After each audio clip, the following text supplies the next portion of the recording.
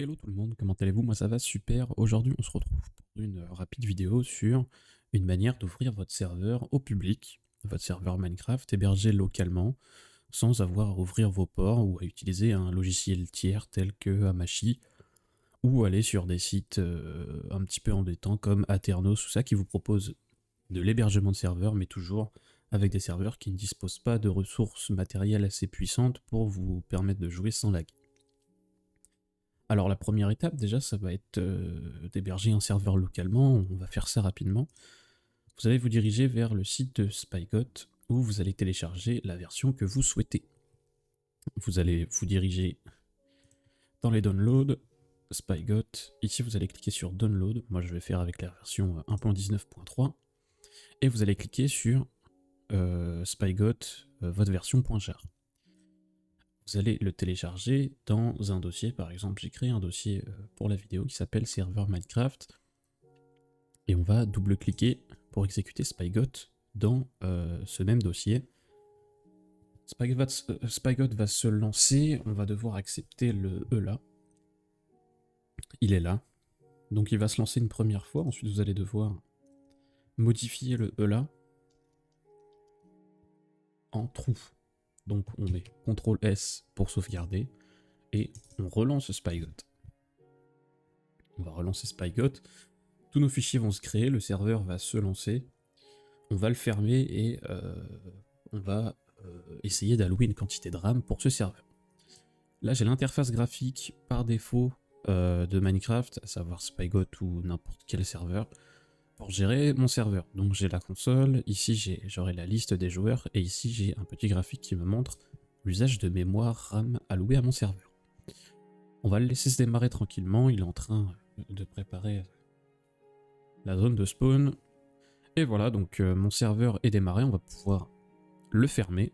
En attendant qu'il se ferme, ce qu'on va faire, c'est que vous allez créer un document texte et vous allez l'appeler comme vous voulez, start ou démarrage ou n'importe quoi. Et dans ce fichier texte, vous allez copier cette ligne de code qui sera dans la description. Alors cette ligne de code, je vais juste prendre avec 1.19.3, ça va être plus simple.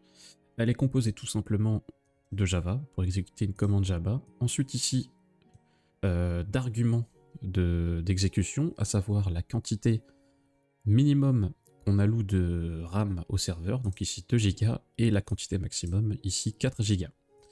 Le point jar pour dire qu'on exécute un fichier jar, et le nom de votre fichier de serveur, donc spygot-1.19.3.jar. Ici, deux petits tirets et nogi, c'est pour éviter qu'il y ait l'interface graphique qui s'ouvre et qu'on ait plutôt, comme je vais vous montrer, une invite de commande, donc que ça fasse un petit peu plus...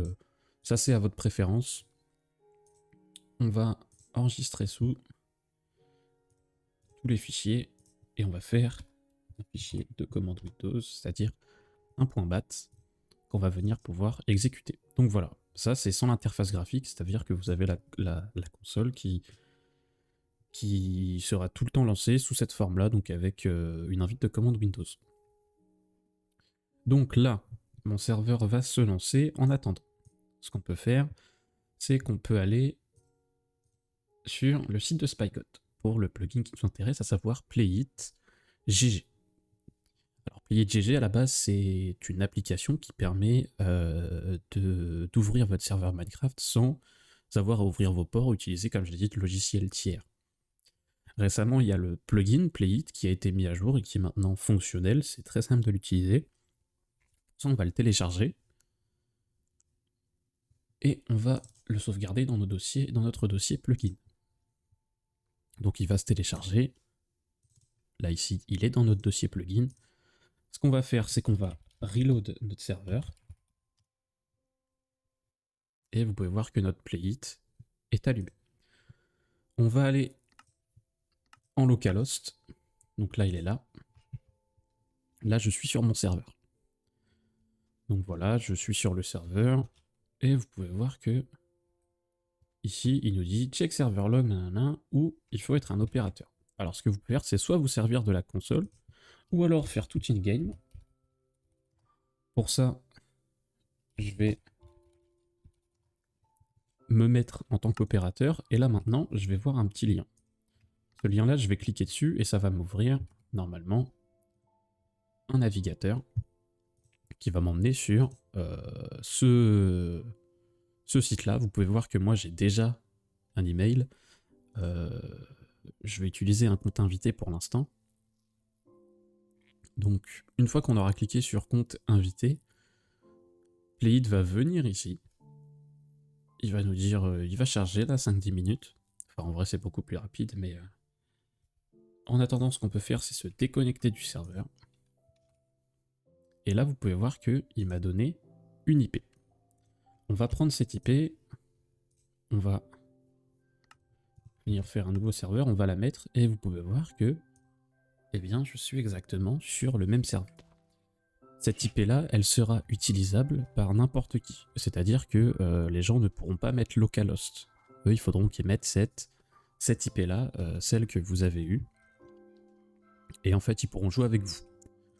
Alors, au niveau de l'optimisation, bien sûr, ce ne sera jamais aussi efficace que le WinMachine.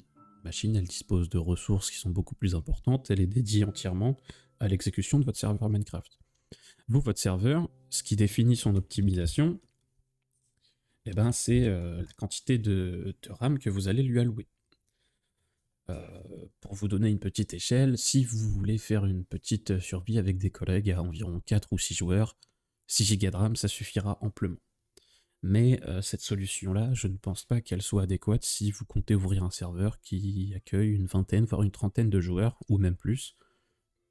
C'est vraiment une solution qui s'adresse aux personnes qui souhaitent jouer avec leurs amis, avec un serveur qui peut être ouvert tout le temps. Que votre serveur soit ouvert, c'est tout simple. Vous démarrez le serveur, vous n'avez même pas besoin de lancer votre jeu ou quoi, vous avez juste à démarrer le serveur. Si vous avez des questions ou des problèmes, n'hésitez pas à me le dire dans les commentaires, je ferai mon maximum pour vous aider. C'était Ilu, je vous remercie et à la prochaine.